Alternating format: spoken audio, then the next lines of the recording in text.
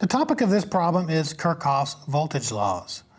In this problem we have a two-loop circuit, and we're going to write the mesh or loop equations associated with this circuit. Sometimes these equations are known as mesh equations or equivalently loop equations. So in order to do this problem, as we do with all of these Kirchhoff's problems, we need to assign our current directions first so that we can use the passive sign convention to assign the polarity drops, the voltage drops, across our resistors. So we start with our leftmost loop, and we're going to assign a current direction in this direction for this loop. So this is the current I, let's call it I sub 1. Okay, if we do that, and we're talking about this loop on the left-hand side of the circuit. So our voltage drop across using the passive sign convention across R1 is going to be in this direction, VR1.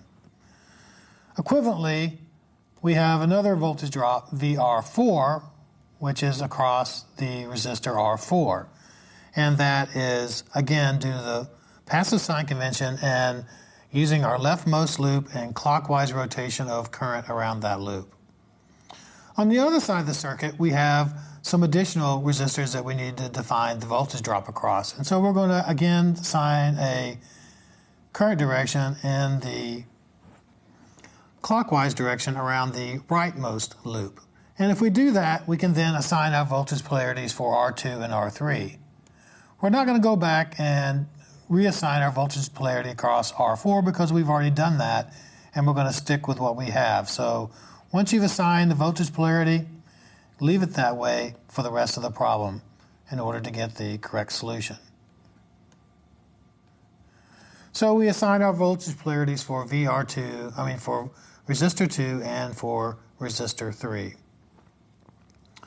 So we're going to start with the leftmost loop, and we're going to use Kirchhoff's voltage law to write the loop equation for that loop.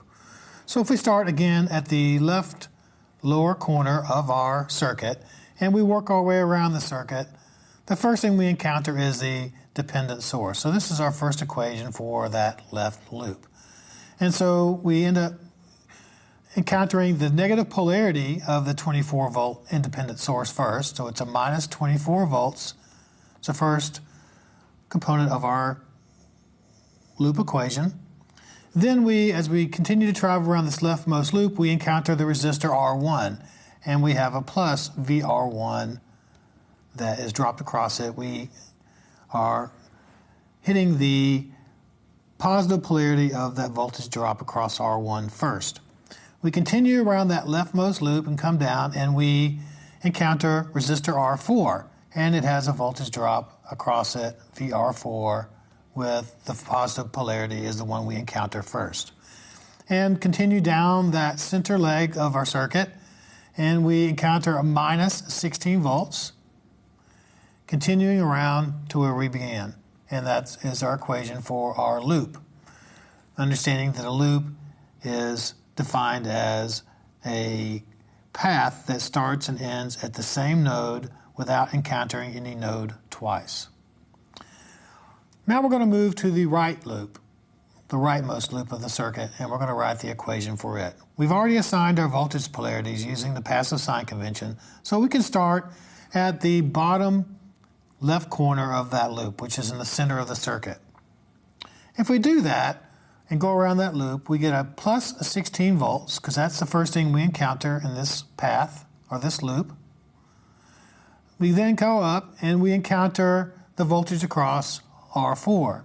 It's a minus VR4. We've already assigned our polarity for the voltage drop across that resistor R4.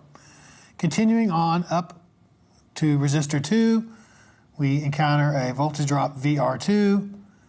Continuing on to resistor R3, we encounter a voltage drop VR3. And continuing over to the independent 8-volt source, hitting the positive polarity of that source in our path first, and we get 8 volts. And then if we continue around the rest of the circuit, back to the beginning, that completes our loop. We have one more loop in this problem that we can solve for. And that loop is the outermost loop. it goes around the outside of our circuit. So again, if we start at the lower left-hand corner of our circuit and work our way all the way around the circuit, we first encounter a minus 24 volts and then a plus VR1 on the top of the circuit, plus VR2, plus VR3, plus 8 volts is equal to 0. And so we now have that relationship. So that completes our set of loop equations for this circuit.